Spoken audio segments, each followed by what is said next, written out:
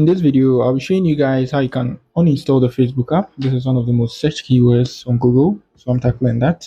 So you can see I have this Facebook here. So to uninstall it, you just long press like this. If you're using a Samsung, you just long press it like this. You can see uninstall. When you tap on uninstall like this, and then you uninstall it. This is for Samsung users. If you're not using a Samsung, if you're using an iPhone too, you just have to long press the app same way. Yeah. So another way is you can move to your settings and go and uninstall it there. So now let's move to our settings. Let's move to our apps.